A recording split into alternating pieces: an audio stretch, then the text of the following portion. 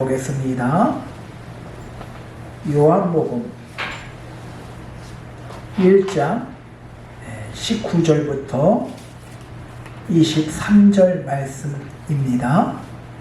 요한복음 1장 19절부터 23절. 오늘 말씀의 제목이 내가 누구냐, 이 말씀을 가지고 함께 은혜받는 저와 여러분 되어지 바랍니다. 제가 봉독해 드리겠습니다. 유대인들이 예루살렘에서 제사장들과 레위인들을 요한에게 보내어 내가 누구냐 물을 때에 요한이 증언이 이러하느니라. 요한이 드러내어 말하고 숨기지 아니하나니 드러내어 하는 말이 나는 그리스도가 아니라 한데, 또 묻되 그러면 누구냐? 네가 엘리야냐? 이르되 나는 아니라. 또 묻되 네가 그 선지자냐? 대답하되 아니라. 또 말하되 누구냐? 우리를 보낸 이들에게 대답하게 하라. 너는 내게 대하여 무엇이라 하느냐? 이르되 나는 선지자 이사의 말과 같이 주의 길을 곱게 하라고 광야에서 외치는 자의 소리로다 하니라. 아멘.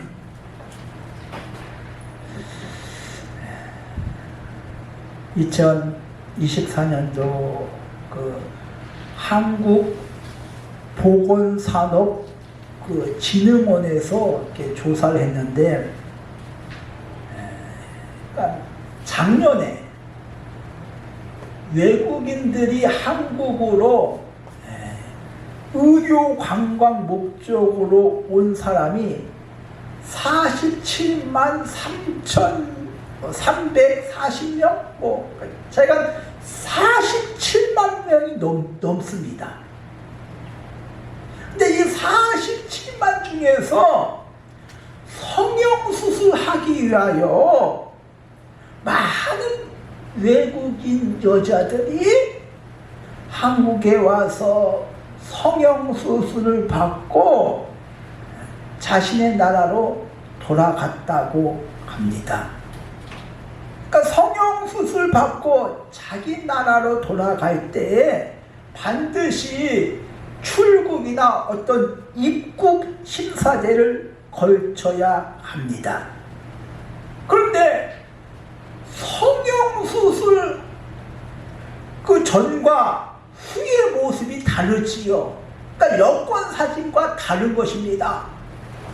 성형수술 하기 전과 성형수술하고 후에는 얼굴 모습이 다르니까 누군지 그 심사하는 사람이 잘 몰라봐서 출국이 또 입국이 종종 금지되는 그런 일이 있다고 합니다. 그럴 수밖에 없는 게 성형수술을 한 얼굴과 그 전이 다르니까, 이게 여권사진과 다르니까 출국이 금지되고 자기 나라로 돌아가지 못하는 경우가 종종 있다고 합니다. 오늘 말씀은 세례 요한이 누구인지를 조사를 합니다. 1장 19절에 보니까 산에 들린 공회는 제사장, 레위인, 바리새인들, 대제사장을 포함해서 71명으로 구성되어 있습니다. 그러니까 이 시대 때 최고의 종교적인 어떻게 보면은 지도자들이야. 그들이 사람을 보내요. 오늘 말씀에 보니까 제사장과 레위인을 보내요.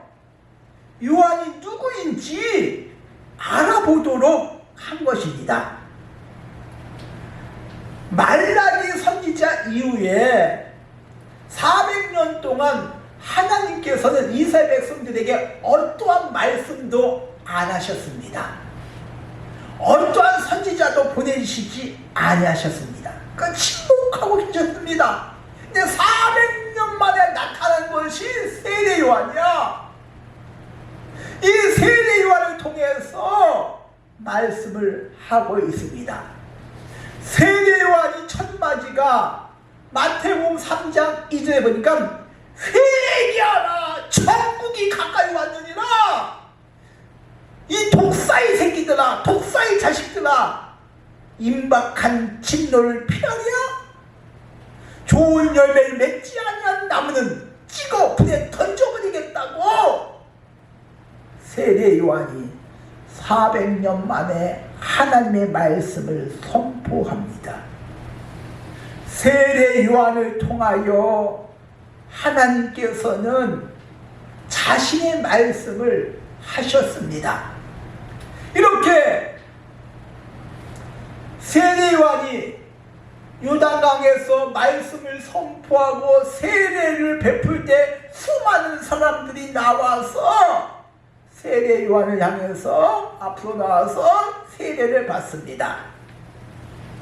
그 당시 종교적인 지도자들은 자신들은 신적인 권위를 갖는다고 말하고 있습니다. 그런데 자신이 부여하지 않는 그런 권위를 가지고 말씀을 선포하고 세례를 베풀고 그렇게 되자 자신의 위치가 위태로워진 것입니다. 수많은 사람들이 요단강에 나와서 세례를 받고 세례 요한을 참 선지자로 따르는 것입니다. 그러니까 산에 들린 공회는 그 당시 최고의 종교적인 지도자들인데 사람들이 세례 요한을 막 따르니까 자신의 위치가 흔들리는 거야. 그래서 오늘 말씀에 제사장 레인을 보내서 세례 요한을 좀 어떤 사람인지 뭐하는 사람인지 한번 알아보도록 사람을 보내어 세례 요한을 찾아가서 나눈 내용이 오늘 본문 말씀입니다.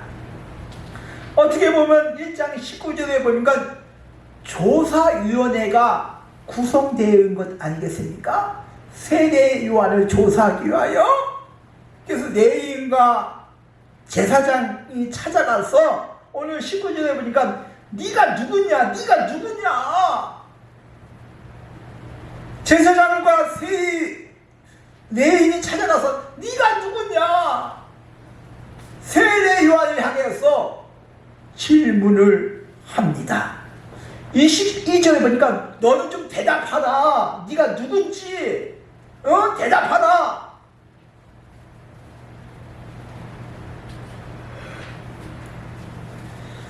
이때 세례 요한이 그들의 질문에 대답을 합니다. 20절 보니까 요한이 드러내어 말하고 숨기지 아니하나니, 드러낸다 그 말에 정확하게 숨기지 아니하고 자신이 누구인지 정확하게 말합니다. 그렇게 하면서 나는 그리스도가 아니다 이렇게 대답을 합니다. 그리스도란 기름을 부음받은 사람 그 뜻이야. 구약에 보면 왕, 제사장, 선지자가 머리에 기름, 성유를 부어서 제사장으로, 왕으로, 선지자로 삼습니다. 즉 하나님께서는 선택한 제사장이나 왕이나 선지자를 머리에 기름을 부어서 하나님께서 선택하셨다. 왕으로 선택하셨다. 제사장으로 선택하셨다. 선지자로 부르셨다. 머리에 기름을 붓습니다.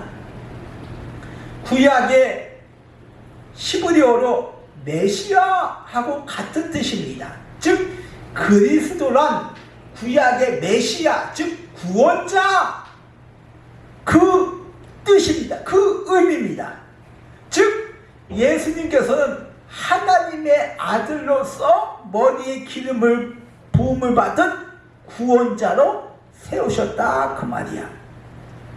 하나님께서는 이스라엘 백성의 구약에 보니까 위기 때마다 구원자를 세우셨습니다.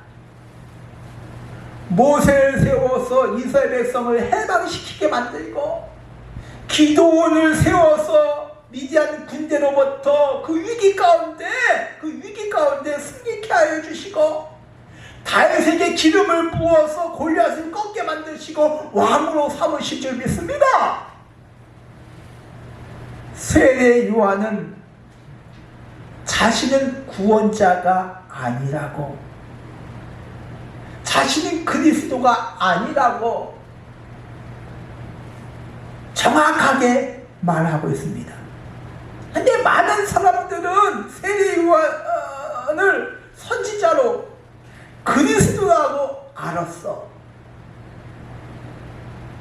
요한이 내가 그리스도다 그 말 한마디만 했더라면 많은 사람들의 대우도 받고 존경도 받고 대접을 받을 수가 있었습니다. 그 당시 종교적인 지도자를 향해서 자신이 누구인지 명확하게 밝히지 않고 그냥 내가 그리스도란 뉘앙스만 풍겨도 대접을 받을 수가 있었습니다. 근데 세례 요한, 나는 그리스도가 아니다, 자신이 그리스도가 아니라고 밝히고 있습니다. 수많은 사람들이 요단강에 나와서 세례를 받으면서 그리스도가 아니냐, 선지자가 아니냐, 참 선지자로 구원자로 지금 따르고 있습니다. 근데 자신은 구원자가 아니라고, 그리스도가 아니라고 분명하게 대답을 합니다. 그렇게 하면서 1장 23절에 보니까 자신이 누구인지 정확하게 밝힙니다. 요한복음 1장 23절, 나는 선지자 이사의 말과 같이 주의 길을 곱게 하고 광야에서 외치는 자의 소리라, 외치는 자의 소리라. 이사야 선지자는 700년 전에 세례 요한의 사역에 대해서 예언하고 있습니다. 이사야서 40장 3절에 외치는 자의 소리여 이르되 너희는 광야에서 여호와의 길을 예배하라, 사막에서 우리 하나님의 대로를 평탄케 하라. 4절에 골짜기가 돋으며 산마다 언덕이 낮아지고 고르지 아니한 곳이 평탄케 되며 험악한 곳이 평지가 될지어다. 세례 요한은 자신을 외치는 소리라고 밝히고 있습니다. 저와 여러분도 마찬가지일 줄 믿습니다. 외쳐야 됩니다. 복음을 증거해야 될 줄 믿습니다. 외쳐서 사람의 마음을 회개시키고, 이 독사의 새끼들아 천국이 가까이 왔다고 말씀을 외쳐서 그들의 마음을 변화시켜서 교만하고 높은 산 같은 마음을 낮게 만들고, 험악한 마음을 회개하도록 만들고, 낮게 만들고 평탄케 만들어야 될 줄 믿습니다. 즉 세례 요한은 예수님이 사역하시기 전에 예수님이 사역을 잘 할 수 있도록 이스라엘 마음을, 굳은 마음을, 높은 마음을, 교만한 마음을,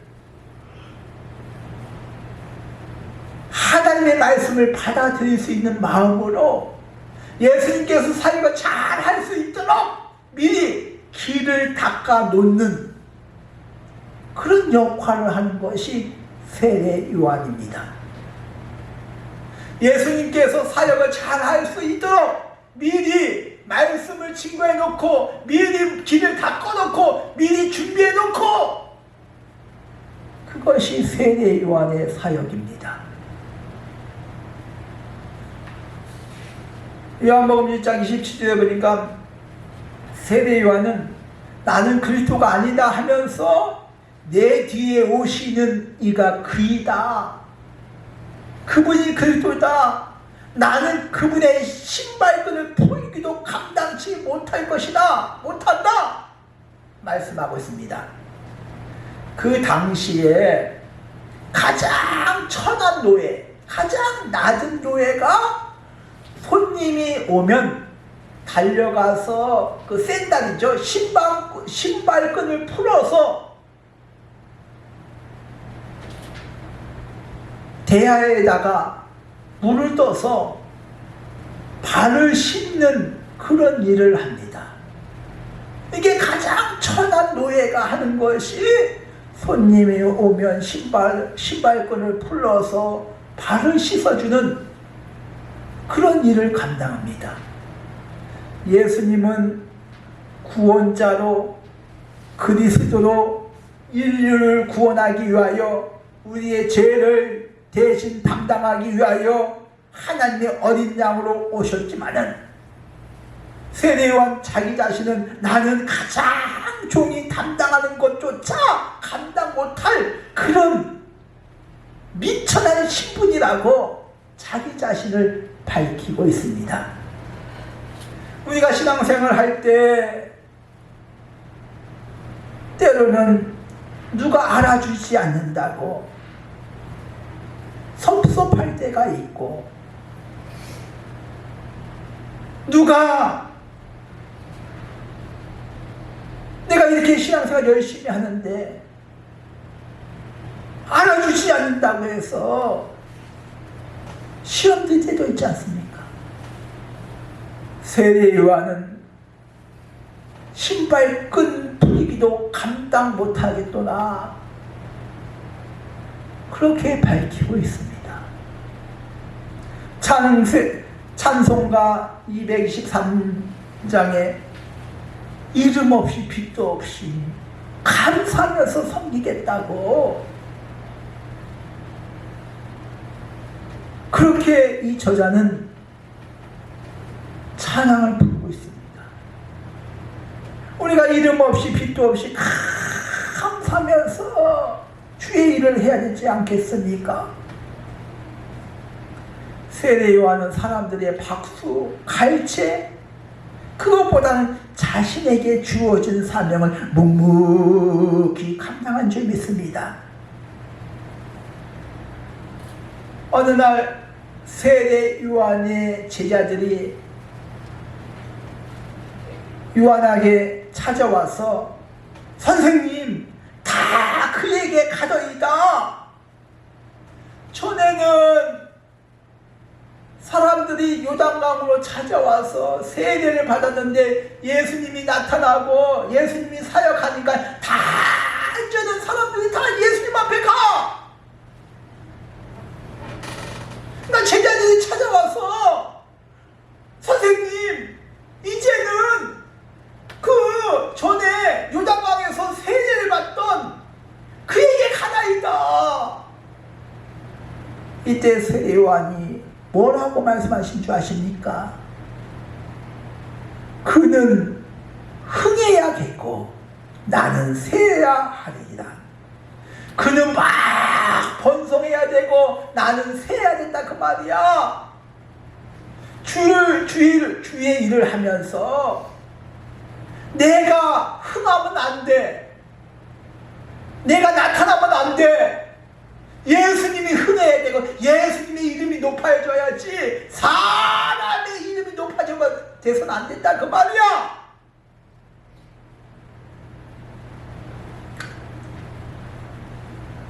예수님께서 승천하실 때 사도행전 1장 6절에 보니까 사람들이 막 모였습니다.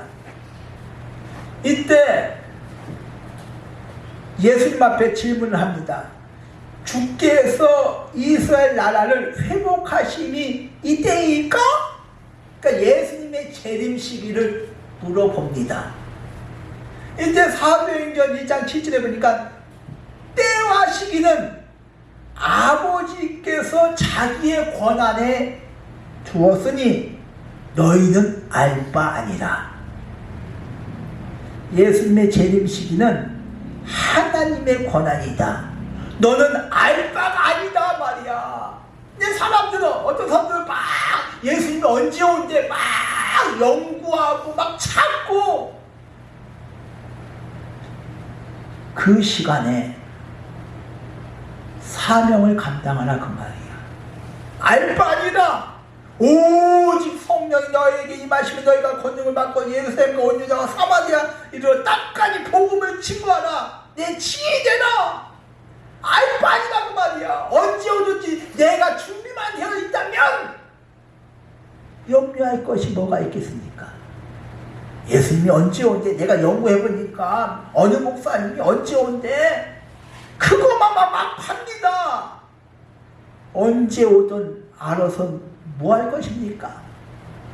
알 바 아니라 오직 성령이 너에게 임하시면 권능을 받고 예루살렘과 온 유다와 사마리아 이르러 땅까지 이르러 내 증인이 되리라. 예수님께서 다시 오시기 전까지 사명을 잘 감당하게 주겠습니다. 마태복음 25장의 슬기로운 5처녀처럼 기름을 넉넉하게 여기까지 다 준비해서 언제 와도 상관이 없을 정도로 기름을 넉넉하게 준비되어 있다면 상관이 없죠. 한 달란트 받은 것처럼 땅속에 파묻어 놓고 있다면 주인이 와서 약하고 개를 종하면서 책망하지 않습니까? 언제 와도 상관이 없다 그 말이야.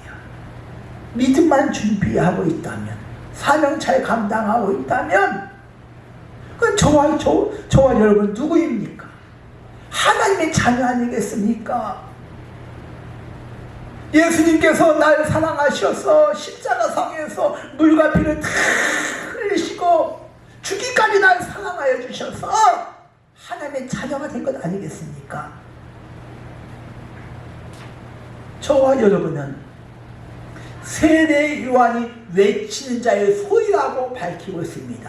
천국이 가까이 왔다고 회개하라고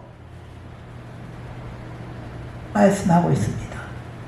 그들의 마음을 평탄케 하고 교만한 마음을 꺾고 형식적인 예배를 꺾고 진정으로 하나님을 바라볼 수 있는 마음으로, 저와 여러분도 마찬가지로 믿습니다. 외치는 자의 소리가 되지 않겠습니까? 예수님이 다시 오실 때까지 소리를 내야 됩니다. 예수님 믿으라고. 바울은 빌립보서 4장 1절에 빌립보 교회를 향해서 나의 기쁨이요 나의 면류관이라 이렇게 말합니다. 근데 빌립보 교회 성도가 나의 면류관이래. 내가 천국에 가면 하나님 앞에 섰을 때 나의 면류관은 너희다고 말합니다. 내가 전도해서 예수님 믿게 하고 구원받은 그 성도가 나의 면류관이야. 나의 금면류관이야.